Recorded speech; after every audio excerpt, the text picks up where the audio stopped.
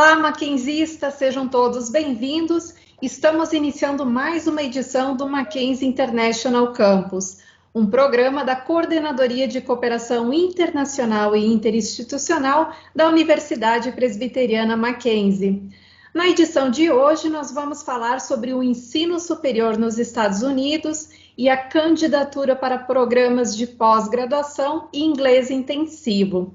E quem vai compartilhar essas informações conosco é o Davi Medeiros, Advisor do Education USA. Davi, seja muito bem-vindo e a palavra é sua. Muito obrigado, Daiane. Uma boa tarde, mackenzistas, a toda a comunidade. Nesse dia festivo para nós, então, celebrando 69 anos da UPM, né? Esse dia de outono, né? Que finalmente o frio chegou. E meu nome é Davi Medeiros, né? Eu sou Education USA Advisor aqui do Education USA Mackenzie. Então, parabenizo também a Daiane e ao professor Pedro Buch, ao COI, por essa iniciativa do Mackenzie International Campus. E hoje a gente vai falar um pouquinho sobre o ensino superior nos Estados Unidos, falar sobre como é a candidatura para programas de pós-graduação e inglês intensivo também, né? Vou começar falando um pouquinho a respeito da nossa missão, né, como Education USA, como um escritório da rede, e depois vou falar a respeito, né, do sistema de busca para programas de inglês, sobre pós-graduação. Isso mais ou menos devemos aí ficar uns 30, 40 minutos em exposição, e aí depois, no final, vamos para perguntas, né? Eu não vou conseguir ver o chat nesse momento, mas a Daiane já está me ajudando com isso. Então, caso vocês queiram enviar perguntas durante a apresentação, fiquem à vontade, e as perguntas, caso a gente não consiga responder à medida, vamos respondendo ao final, depois, como é o momento esperado. Bem, então eu sigo aqui com a apresentação. Deixa eu só passar o slide. Pronto, perfeito. Bem, então quem somos, né? Nós somos a fonte oficial de informações sobre estudo nos Estados Unidos, fazemos parte de uma rede global de mais de 400 centros no mundo inteiro. Aqui no Brasil são mais de 40, né? E temos então aqui o nosso escritório dentro da UPM, aqui no campus de Higienópolis, né? A missão da Education USA como rede é facilitar o acesso a informações precisas, abrangentes e atualizadas sobre oportunidades de estudo do ensino superior nos Estados Unidos. Vocês encontram facilmente informações a respeito do nosso escritório aqui da UPM, acessando no site da UPM International Affairs, a aba Education USA. O link direto está aí, como vocês podem ver. Lá vocês vão encontrar mais informações sobre a rede, sobre os nossos serviços e também a nossa agenda de eventos, que a gente vai sempre convidar vocês fortemente a participar. Do que a gente oferece, né, regularmente, então tem palestras como essa que a gente está hoje aqui, né, a partir da iniciativa do COI, e também com universidades americanas. Então, para o ano, devemos organizar palestras como aconteceu no ano passado, com universidades aqui para a comunidade mackenzista. Temos o plantão de dúvidas, que é oferecido pelo Instagram, aqui pelo Education USA São Paulo, @Education USA SP, mas também por outros escritórios da rede no Brasil inteiro, né, através da nossa conta no Zoom. Temos a orientação personalizada também, que é um atendimento de 1 hora, para quem tem interesse, né, em aplicar para programas lá de ensino superior nos Estados Unidos, e a gente pode também esclarecer dúvidas sobre programas de inglês. Geralmente a gente marca uma conversa de meia hora para falar a esse respeito, que é um pouco mais simplificado. E oferecemos as traduções certificadas, que que podem ser utilizadas, então, para aplicação diretamente nas universidades americanas. Bem, como falava, então, as palestras que a gente faz com as universidades e o plantão de dúvidas que ocorre quinzenalmente no Instagram, né, às 16 horas. Então, por que estudar nos Estados Unidos? A gente geralmente fala de benefícios, então... Davi, sim, desculpa te interromper, mas as pessoas estão sim. comentando no chat que a tela não está aparecendo. Ah, perfeito. Eu estou visualizando, mas... Eu também estou. Tá, porque às vezes eu vi que, assim, em outra palestra outro dia no Teams aconteceu isso, né? Alguém de vocês talvez entrou pelo celular? Será que seria esse o problema? Conexão através do celular? Aqui Porque tá para mim bem. está bem, gente, porque Está aqui bem? mesmo no Está celular normal? eu também estou. Deixa eu só fazer uma enquete rapidinho aqui. O pessoal está Claro, respondendo no claro, chat. Vamos ver sim. como é que está normal. Estou vendo, estou vendo. Estou pelo celular. Está normal. É, pode seguir, Davi. Eu acho que talvez seja problema na conexão, né, de algumas pessoas, mas a maioria está conseguindo ver. Desculpa. Sim, não tem problema. E isso realmente já ocorreu em outra palestra que a gente deu outro dia, numa outra instituição, né? Então é só legal checar e para todo mundo estar on the same page, né?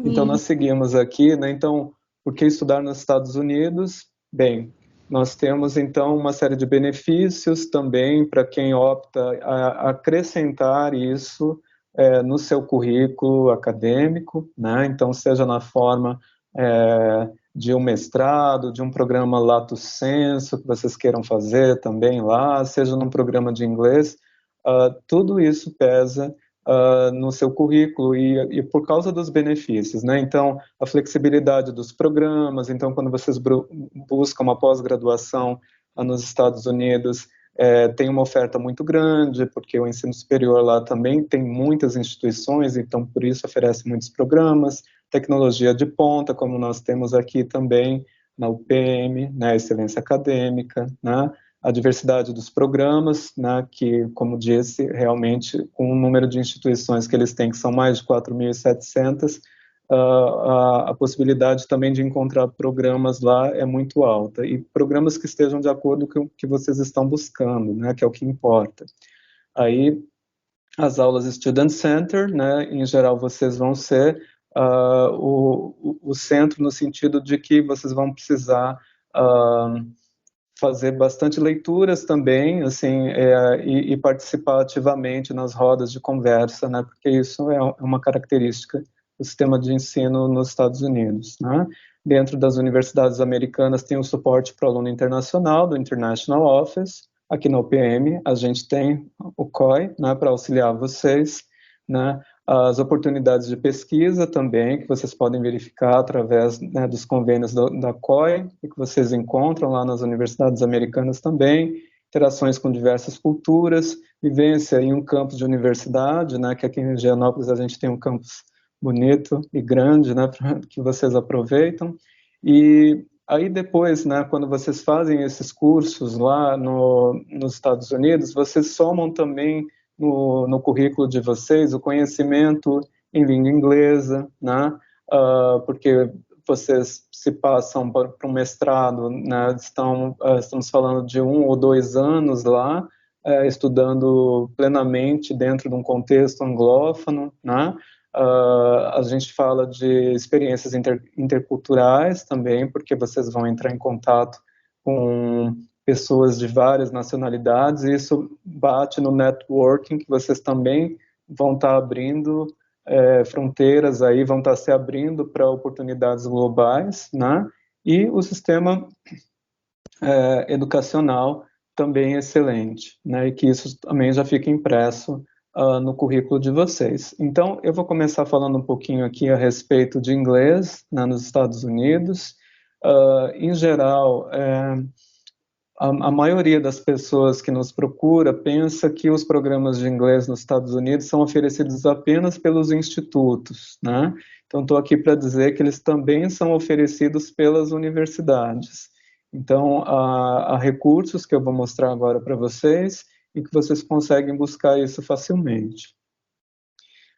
Nomenclaturas comuns, é importante dizer que a maioria dos cursos lá, aliás, dos programas de inglês nas universidades, né, vão estar identificados por ESL, English as a Second Language, né, que é uma identificação, então, para o inglês como língua estrangeira. Então, isso vai estar nos sites das universidades, assim como Intensive English, or ESP, E o ESP, nesse caso, ele difere do General English, porque aqui é English for Specific Purposes. Então, por exemplo, você já está com inglês avançado, mas você quer fazer um curso para aprimorar o seu vocabulário em uma determinada área, por exemplo, do direito, inglês jurídico, business, né, inglês para negócios, as universidades americanas e os institutos também oferecem isso.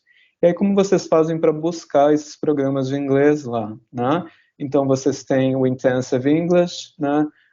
Que é um site do IAI, que é o Instituto de Educação Internacional dos Estados Unidos. Aí vocês conseguem buscar as informações lá por estado, eu já vou mostrar isso, né?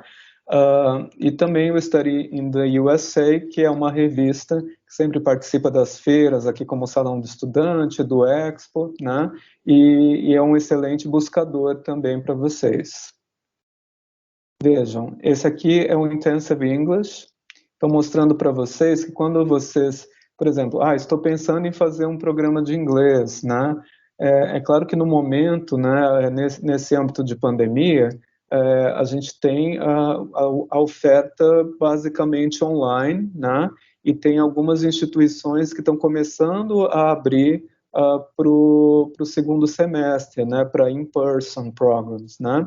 Mas até tem uma questão, acho que vocês já devem saber, que no momento os consulados estão fechados, então a gente não tem emissão de visto, né, acontecendo no momento do visto regular. Então, talvez seja uma questão a médio prazo, médio longo, enfim, mas já dando informações e como disse no começo, ficando à disposição de vocês para a gente conversar a esse respeito, né, de como procurar os programas. Bem, quando vocês entram no site, vocês veem o mapa dos Estados Unidos, já ficam destacadas regiões aí, como vocês podem ver, né? Aí vocês clicam no mapa na região de interesse de vocês, e esse interesse geralmente fica meio gravado em vocês, no sentido de, por exemplo, eu já tenho uma determinada identidade com aquele estado nos Estados Unidos, né? Ou, por exemplo, eu prefiro alguns estados do sul porque eu pretendo ir no momento de inverno, e aí tem neve nos outros. Enfim, tem critérios que vocês vão utilizar para poder refinar essa busca, né? Quando vocês abrem, né, vocês clicam lá vocês clicam no mapa, aí ele vai destacar os estados, vocês clicam no estado, né? Aí, por exemplo, como eu deixei aqui no print, você tem aqui em South Carolina, né? Aí você clica em University of South Carolina, vai aparecer um resumo, né, dos programas, quanto custa, quanto é o housing, quanto é o fee, né, do seguro, enfim. Geralmente está bem detalhado essas informações lá. E vocês veem aí na imagem da esquerda, a esquerda pelo menos está para mim à esquerda, né, o ESP que eu tinha mencionado no slide anterior, que é o English for Specific Purposes, né? Então vocês podem, quando entram no site, clicando em ESP, vocês vão ver lá uma barra de rolagem com as áreas, aí vocês procuram a partir da área de vocês. Online English Programs, né? Eu peguei essa informação, por exemplo, de um site de uma das universidades. Vocês veem, né? Tem o Intensive English Program, eu acho que eles já deixaram aí para quando eles começarem a dispor informações sobre o in-person, on-campus, né? E o Intensive English Online. A vantagem do Intensive English Online é que o valor de investimento é bem menor, então às vezes é uma coisa bem interessante de vocês considerarem para esse momento, tá?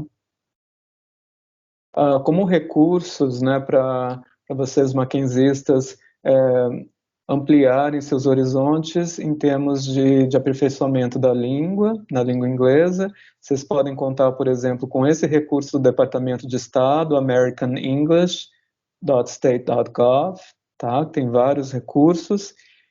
Tem o Essay Writing Resource Center, né, vocês conseguem acessar lá pelo Education USA, nossa aba na UPM, vocês vão cair no site do Education USA Brasil, onde está a nossa agenda, e vão conseguir acessar esse recurso, que é um curso interessantíssimo, né, de 9 módulos já, totalmente gratuito, que é para desenvolver a escrita acadêmica em inglês. Então, vocês vão ter módulos falando sobre como redigir um personal statement, como redigir uma essay, como montar o seu currículo em inglês, isso tudo balizado por especialistas, né, do RELO, do Regional English Language Office, ligado à Embaixada dos Estados Unidos. É muito interessante, gratuito, e vocês fazem de acordo com o ritmo de vocês, como está dizendo aí no slide. E uma iniciativa inédita nossa, Conversation Club. Então, vocês têm, né, nessas datas, agora a próxima é 28 de abril e segue até junho, a Mary Burch Harmon, que é essa especialista em TESOL, né, que ela oferece, então, às quartas-feiras, no horário das 15 horas, esse Conversation Club, em que ela conversa a respeito de temas que ela determina, né, para gerar, então, essa possibilidade de vocês treinarem o speaking de vocês. Então, é super recurso. Vou falar, então, agora um pouquinho sobre o sistema educacional americano, e aí a gente segue para falar sobre o outro tópico da palestra, que é sobre a aplicação para pós-graduação, tá? Bem, o sistema educacional americano parece bastante com o nosso, em termos do até o high school, né? Porque aqui a gente tem o 9º ano, que é o do fundamental, né? O deles já é o do high school, mas a gente tem a mesma quantidade de anos, né? Então, a gente termina junto com eles. E aí, a gente tem em ensino superior as community colleges, né, que são instituições de 2 anos, né? Depois temos os four-year colleges, que são instituições que já oferecem os bacharelados, né? E em nível de pós-graduação, a gente tem, então, os programas de mestrado, doutorado, que é o stricto sensu, mas também os certificate programs lato sensu, né? Nisso eu já diria que o MBA, por exemplo, que aqui para nós é lato sensu, lá nos Estados Unidos é stricto sensu, é um Master, né? Master of Business Administration, tá? E tem programas que são oferecidos só em pós-graduação. Então, por exemplo, você está fazendo direito aqui na UPM, quando você terminar o seu curso, já tiver sua OAB, né, já tiver uma carreira e começar a sua carreira, você pode aplicar para um mestrado em Direito, que eles chamam de LLM, né, ou JD, enfim, tem oportunidades de aperfeiçoamento que vocês podem fazer por lá também, né? Medicina, odontologia, veterinária, são oferecidos só em pós-graduação também, tá? Então, só para falar um pouquinho a respeito dessas diferenças. Aí, para colocar um termo e nos unir aqui em algo comum, graduate é o termo que designa programas de pós-graduação nos Estados Unidos. Então, seja um certificate, que é um curso curto, seja um master, seja um doctorate, né? Seja um postdoctorate, todos estão nessa aba de graduate, tá? Então, vocês vão procurar graduate programs, né? Graduate certificate programs, então, geralmente, a pesquisa é feita assim. Aí, das características do sistema de ensino, né? Então, como eu falava, graduate certificate, geralmente, são cursos curtos, né? De 6 meses, às vezes podem estender por 1 ano, depende do programa que você está procurando, da universidade, né? Tem menos exigências em termos de aplicação, em termos de documentos que vocês vão mandar, do que um mestrado, né? E os mestrados lá, tem os mestrados acadêmicos, né? De pesquisa, enfim, e tem os profissionais, como o caso do MBA e o LLM, que eu tinha acabado de falar, né? E o doutorado, assim, mais ou menos como conhecemos no Brasil.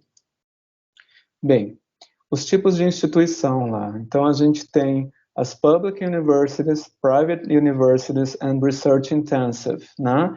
As Public Universities, elas recebem fundos do governo, né?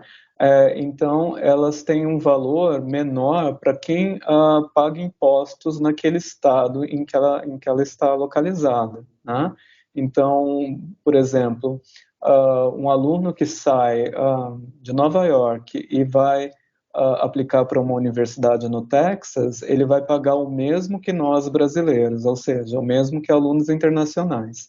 Essas public universities, geralmente elas aparecem com o nome de state, né? Mas tem outras denominações. Vocês vão ver que, por elas terem esse funding do governo, o foco vai ser mais dos alunos domésticos. Isso quer dizer, então, que não tem tantas oportunidades em termos de bolsas, né, para os alunos internacionais, mas eles oferecem, tá? Então, é preciso verificar diretamente com eles. As private universities, né, que a gente tem nomes conhecidos aí, né, muitos, né, como Harvard, né, Princeton, Yale, enfim, vocês têm mais possibilidades de bolsas porque eles contam com ex-alunos, contam com donors, sponsors de outras naturezas, como empresas também, e tem as Research Intensive Institutions, que são como as politécnicas, né? Aí, para falar sobre a candidatura para esses programas acadêmicos, focando agora na candidatura para pós-graduação, porque há pouco falava do inglês, que é um requisito básico para a candidatura, né? E então aqui nós falamos a respeito do Five Steps, que é um recurso da rede, né? Que auxilia vocês a entender como é o passo a passo para aplicação para inglês também, mas majoritariamente temos mais recursos para ajudar vocês a entenderem o processo de admissão para pós-graduação, né? Vejam, no primeiro recurso, vocês estão buscando as opções de vocês, ou seja, vocês estão montando a lista de universidades, seja para um curso curto, seja para um curso como Master ou Doctorate, né? A diferença é que o Master Doctorate, vocês vão precisar ir pelo menos de uns 12 meses de antecedência do início do programa, e, em geral, os programas iniciam em agosto ou setembro do ano seguinte à aplicação. Tem programas iniciando em janeiro, fevereiro? Tem, mas aí vocês precisam checar em nível de pós-graduação como é essa oferta, tá?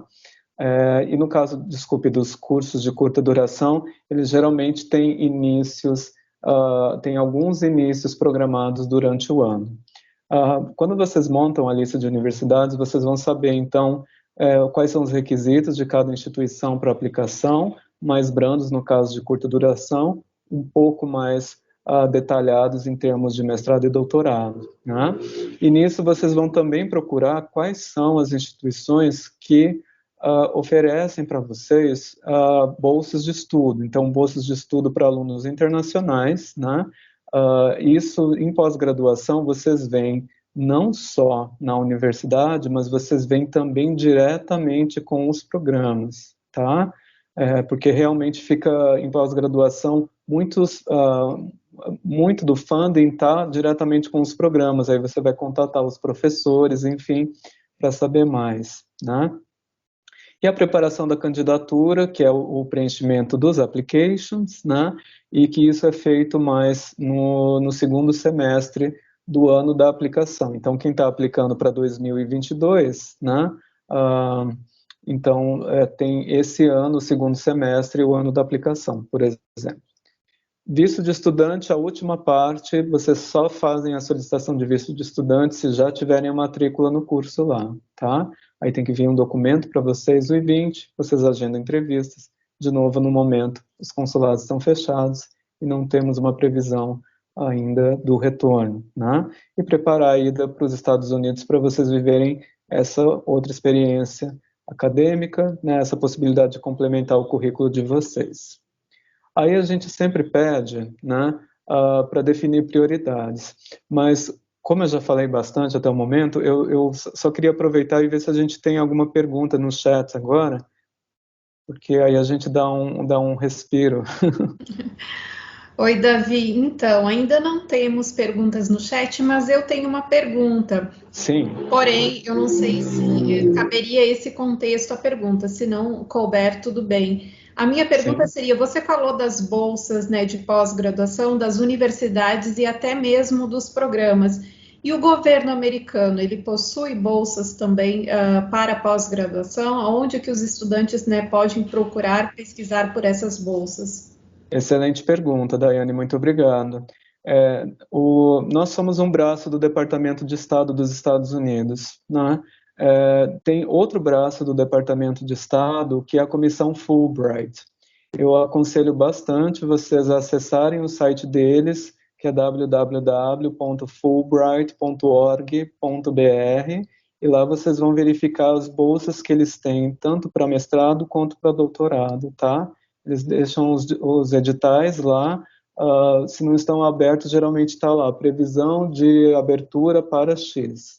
E uma outra coisa é que, em geral, vocês vão tentar as bolsas diretamente com as instituições, né, as universidades. Mas tem casos de vocês não, e isso é bem recorrente, aliás, de vocês só conseguirem uma bolsa parcial, né, com as instituições lá. Então, aí o que vocês vão fazer? Vocês vão aplicar para instituições brasileiras, como é o caso da Fundação Estudar, Instituto Ling, né, e tem outros recursos também, como bolsas para latinos-americanos, bolsas para mulheres, enfim, vocês vão verificar outras possibilidades. Acho que em alguns slides a gente vai falar sobre bolsa, mas foi excelente, porque aí a gente fomenta com mais informações sobre o nosso contexto aqui, né? Obrigada, Davi. E chegaram agora mais duas perguntas, né, lá, nesse então. contexto financeiro. Uma delas é da Alessandra e ela pergunta o seguinte: como nós, alunos internacionais, conseguimos financiamento além das bolsas? Então, existe financiamento para os alunos internacionais? Sim, existe financiamento, né, que eles chamam de loan, né, o empréstimo, mas aí vocês precisam verificar, de acordo com as universidades, que tipo de empréstimos, que linhas de crédito eles permitem, né, e regularmente vocês vão precisar de um avalista nos Estados Unidos. Eu lembro só de um caso, de uma vez, de uma universidade que falou que não era necessário, mas em geral vocês precisam. A gente costuma dizer que, assim, tentem preparar a candidatura o mais forte possível para que vocês consigam bolsas, né? Tem as bolsas, tem assistantship, tem fellowship, a gente vai falar a respeito.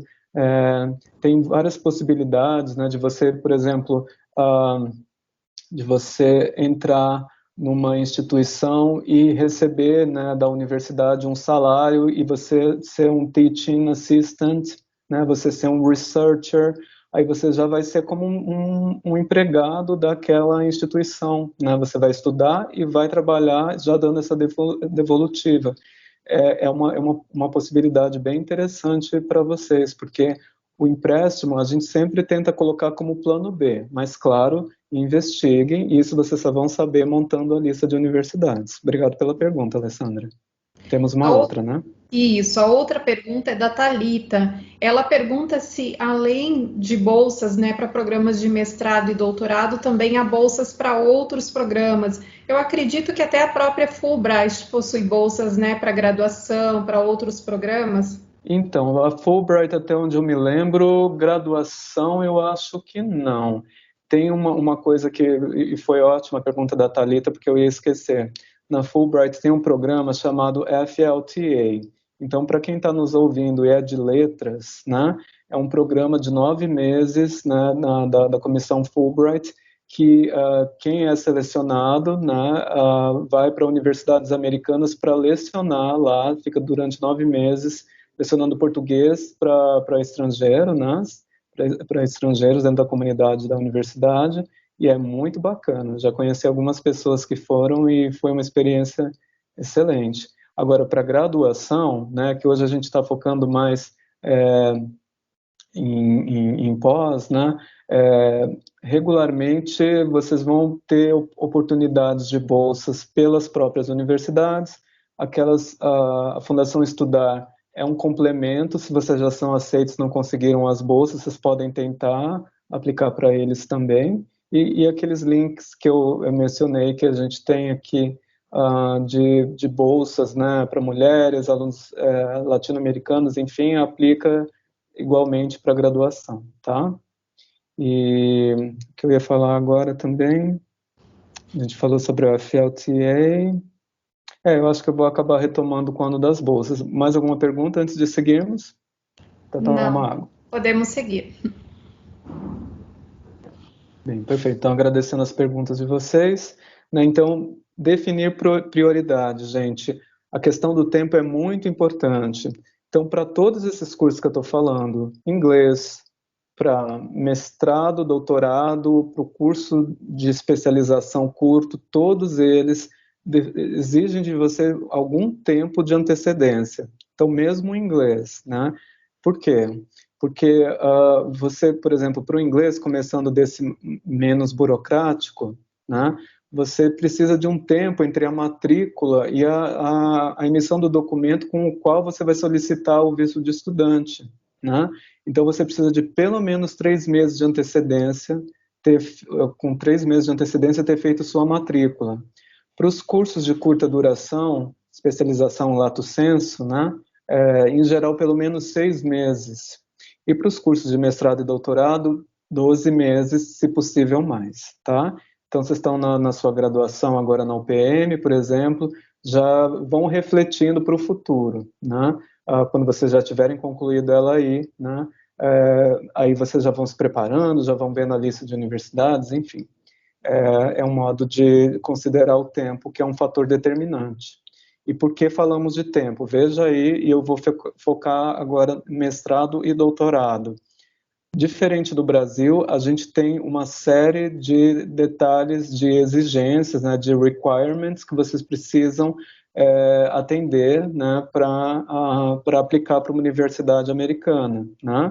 Primeira coisa que vocês fazem é a lista. A lista ela é bastante subjetiva, porque imaginem, aí vocês terminaram a sua graduação aí na UPM e vocês querem aplicar para um programa.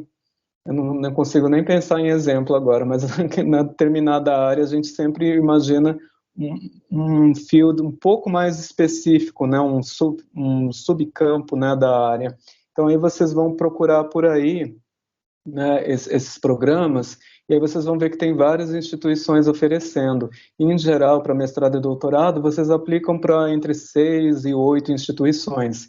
Então, se são algumas milhares, né, nos Estados Unidos são 1.700 instituições que oferecem programas de pós-graduação, né, então há de se ter tempo para depurar, né, essa lista de instituições. E só com essa lista montada é que vai ficar mais claro quais são os exames de proficiência que eles estão pedindo, né? Então, a maioria vai aceitar TOEFL e IELTS, tem algumas que estão aceitando Duolingo, mas é importante dizer, né, que isso também vai depender do programa. Vocês vão ver, então, o que a universidade pede em termos de exame de proficiência e o que o programa pede, né? O GRE ou GMAT, que são exames, eu diria, bastante temidos por nós brasileiros, né, porque eles envolvem, né, uma preparação para o sistema lógico que eles esperam, né, nos Estados Unidos, de um aluno, e também de cálculos, enfim. Esses exames, no ano passado, muitas universidades deixaram de pedi-los, né, por causa da pandemia. Pode ser que agora algumas deixem permanentemente ou estejam pensando a respeito. Então, vocês vão precisar verificar se realmente eles estão solicitando esses exames, né? E aí vocês vão precisar ver de novo se o programa para qual vocês estão se candidatando, ou por causa da bolsa, o funding que vocês estão buscando, se por isso vocês vão precisar fazer o GRE ou GMAT. Se vocês precisarem, vocês precisam se preparar, né? Então, ambos os casos, tanto o exame de proficiência quanto esse de conteúdo, vocês precisam se preparar com bastante antecedência, porque não é só ter o inglês avançado, mas também vocês poderem ter uma boa performance, né, no exame. Então, porque, veja, o TOEFL tem de 0 a 120, essa é a régua deles. Em geral, para mestrado e doutorado, eles pedem 100, 110, ou seja, é quase o exame todo. Então, você precisa saber exatamente como é o exame. E nos sites de todos esses exames que eu mencionei, vocês vão encontrar material de preparação, tá? Em geral, vocês vão ter personal statements, né, que são redações que vocês vão poder desenvolver muito bem, obrigado, com esse recurso que a gente está oferecendo, né, que é o Essay Writing Resource Center, assim como montar o resume ou atualizar, né, o resume CV de vocês, né, porque faz parte do processo e é meio que o cartão de visitas de vocês para as universidades. O histórico, o diploma, enfim, aí vocês vão já tê-los, né, da UPM, né, porque, e acho que isso é importante dizer, regularmente, quem completa o programa de bacharelado de 4 anos é elegível diretamente para um mestrado, doutorado ou para, enfim, para o curso de curta duração. Quem optou por fazer o tecnólogo provavelmente vai precisar fazer alguns créditos. Aí vocês precisam checar com a universidade qual é o critério deles, tá? Tem essa diferença de carga horária. As cartas de recomendação vão sair dos professores daí, né? E em geral também, em muitos casos, ainda mais no mestrado profissional, de supervisores, né? Então, de pessoas que estão acima de você dentro do contexto corporativo. Eu não estou conseguindo ver o relógio agora. Estamos em quanto tempo? São 20 para 5. Tá bom, perfeito. Então, porque já estamos entrando dentro do âmbito então das perguntas, né? Mas como eu parei um pouquinho para perguntas, então estamos ok. Bem, falando um pouquinho a respeito dos exames de proficiência, gente, olha, então vocês têm aí como é a configuração básica, né, do TOEFL, IELTS e Duolingo. Estão vendo aí como é o score, né? TOEFL de 0 a 120, IELTS de 0 a 9, score do Duolingo de 10 a 160, né? E aí, basicamente, o TOEFL e o IELTS cobrem as mesmas áreas, né? E no caso do Duolingo, tem esse Adaptive Test e a Video Interview. TOEFL e IELTS, aliás, o TOEFL e o Duolingo, bem, o Duolingo já nasceu online, o TOEFL tem a Home Edition agora, e o IELTS, no momento, ele é híbrido, né? Até a informação que eu tenho, pelo menos. Então, vocês fazem uma parte no computador e a outra vocês vão até o Testing Center, geralmente no centro britânico, na cultura inglesa, né? Para realizá-los. Aí vocês têm a validade dos exames, né? Então, que em geral o score tem uma validade de 2 anos, né? E a questão de vocês verem a disponibilidade é só consultar o site que vocês têm a agenda, né, para esses exames. Exames de proficiência geralmente têm bastante datas, mas vocês precisam tentar fazê-los preparados e o antes possível para que isso não fique junto do momento em que vocês estão preenchendo os dados no application, que vocês estão redigindo os personal statements de vocês, né? E aí a gente fala de best fit, né? Porque, como eu disse, são mais de 1.700 instituições de ensino superior, eu digo, que oferecem pós-graduação lá nos Estados Unidos, né? E aí vocês têm que pensar no perfil acadêmico de vocês, então que programas vocês já estão envolvidos aí na UPM, que áreas são essas específicas que vocês estão buscando, né? O perfil financeiro, quanto que vocês podem capitalizar, né, e pagar por uma instituição, porque é importante que vocês considerem que as instituições americanas podem vir a dar só bolsas parciais, tá? Então, como vocês têm o suficiente para cobrir um determinado percentual, é importante que a gente pede que evitem os rankings, né, que evitem os rankings, porque nos rankings vocês só vão encontrar instituições competitivas, né? E uma lista de universidades, tanto para graduação, tanto para mestrado, doutorado, não é só de instituições competitivas, né? Porque o critério de entrada do aluno não é só a performance individual, né? Realmente eles analisarem e verem que você é o best fit para eles naquele momento. Então, eles querem um aluno com essa determinada característica, que venha desse determinado país ou contexto, enfim. Então, tem uma série de critérios subjetivos que é deles e não é o desempenho tão único e tão somente, né, do aluno, né? E aí tem a questão de localização, que vocês podem pensar, agora tanto para esses programas de pós quanto para inglês, né? Se vocês vão para as costas, né? Costa oeste, né? Califórnia, se vocês vão para a costa leste, Nova York, Massachusetts, enfim, a tendência é que os cursos tenham um valor um pouco mais alto, porque o custo de vida é mais alto. Se vocês vão para o interior, né? Em geral, então, o contrário. Aí umas nomenclaturas comuns aqui a respeito de pós. Graduate Certificate Programs são os programas lato sensu, especialização, também chamados de specialization, também chamados de short term, tá? São 3 indicativos aí para vocês conseguirem fazer a busca e eu vou falar já a respeito dos buscadores. São esses 2 aqui que a gente geralmente recomenda. Então, o Peterson's, né? Que vocês conseguem, né, vocês selecionam lá Graduate, aí vocês colocam a área, vão aparecer os resultados de acordo com a área, né?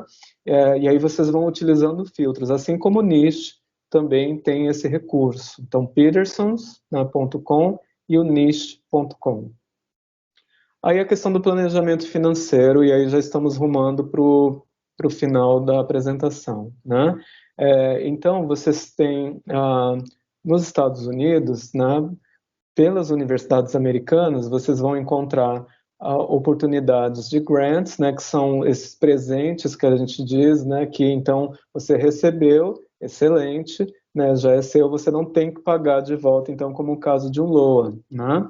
Então, vocês têm os fellowships, vocês têm o work study, porque quando vocês estão na pós-graduação, em cursos de longa duração, vocês podem trabalhar durante 20 horas semanais dentro do campus da universidade e também podem, e vão ter um momento que é o OPT, que é o Optional Practical Training, que é um ano em geral, mais perto do final do programa, que vocês vão trabalhar numa empresa, enfim, que seja conveniada com a instituição.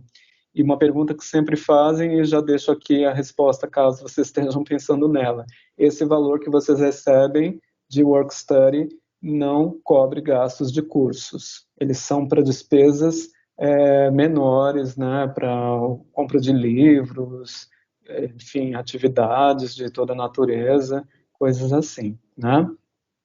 E aí a gente tem também a questão dos assistantships, né, porque então você pode trabalhar, como disse, assim, se você vai como um researcher, se você vai como um professor, né, aí vocês meio que já entram como empregados daquela instituição, empregados entre aspas aí, né, mas vocês vão estar ligados contratualmente a essa instituição para prestar um serviço.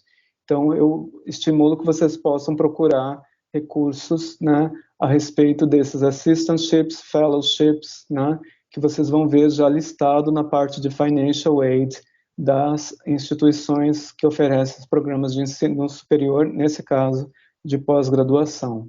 Uma coisa importante a dizer é que vocês, em geral, vão encontrar um pouco mais de bolsas para doutorado, né? Então não tantas para mestrado, e para programas de curta duração, regularmente não há bolsas, tá? Mas aí a admissão é mais facilitada e o investimento também é menor.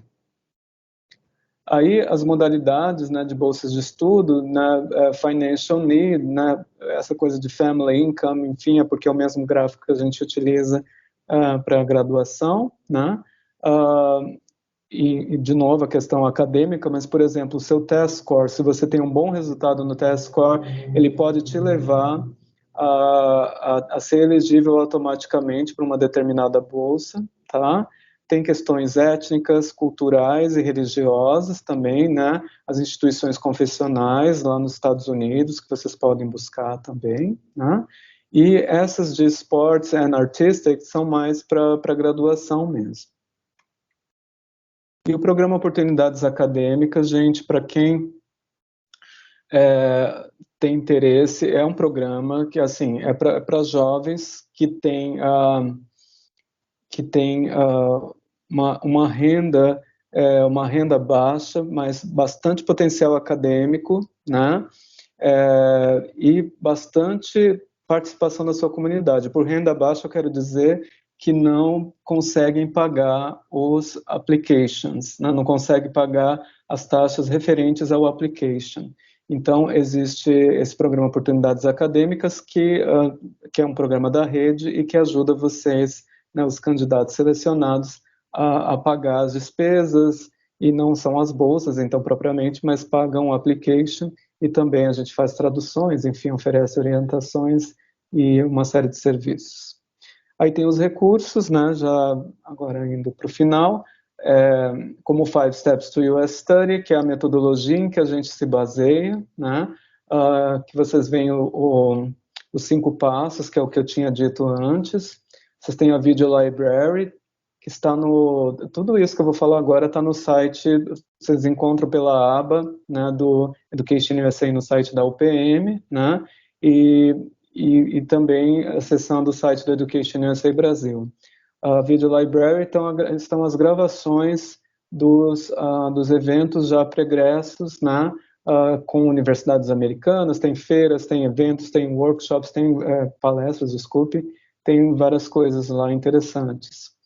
Aqui está o nosso contato, nosso e-mail, né, aqui do nosso escritório da UPM, educationusa@mackenzie.org, né, o nosso site, né, a nossa área no site da UPM, e os nossos canais aí na social media, no Facebook e no Education USA SP. Eu espero que essa exposição tenha ajudado vocês, então, com informações relevantes a respeito do sistema de educação nos Estados Unidos, como aplicar para os programas de inglês, para pós, e eu fico agora à disposição, então, para alguns minutinhos para perguntas. Obrigada, Davi.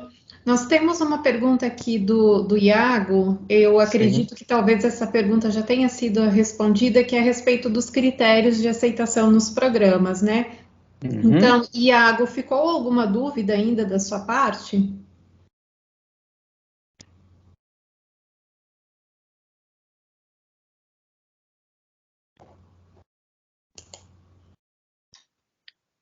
Acredito que já tenha sido respondida.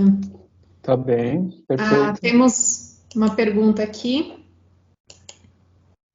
A pergunta da Pamela, ela está perguntando sobre o visto, né? Quem é casado e tem filhos, quando vai fazer uma pós-graduação, a esposa e os filhos também ganham algum tipo de visto? Boa pergunta, muito obrigado, Pamela. Bem, como disse, né, o visto é a última parte lá do processo, vocês já se aceitaram a instituição, já foram aceitos, já aceitaram, né, a instituição, se matricularam, e aí vocês recebem um documento para solicitá-lo.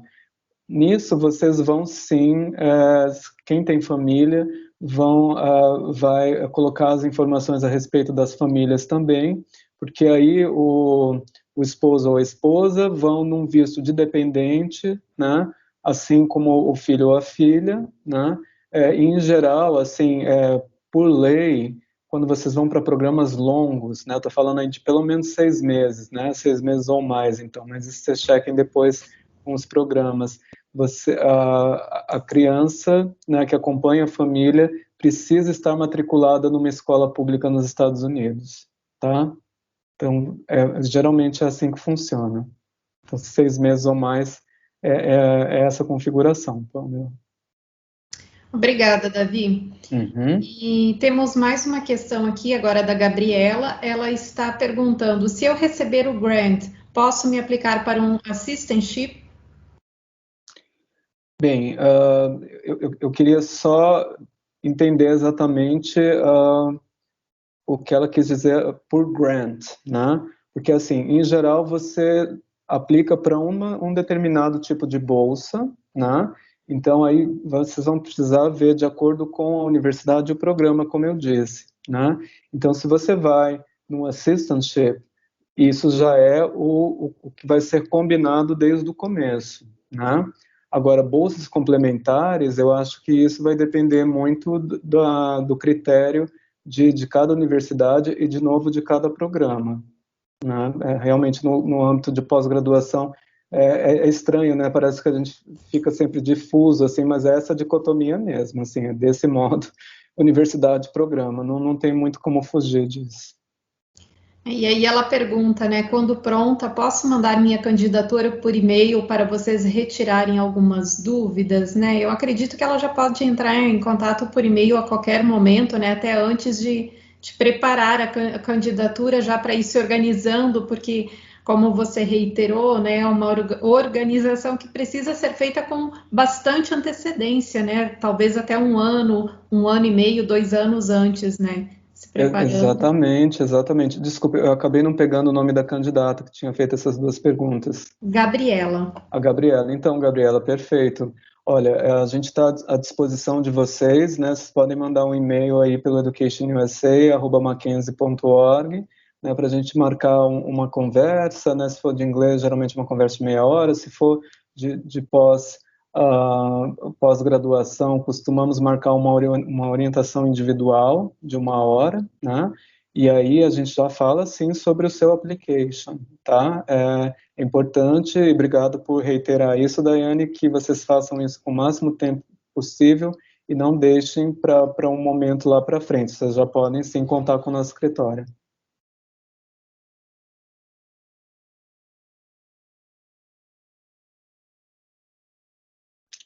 Temos mais alguma pergunta?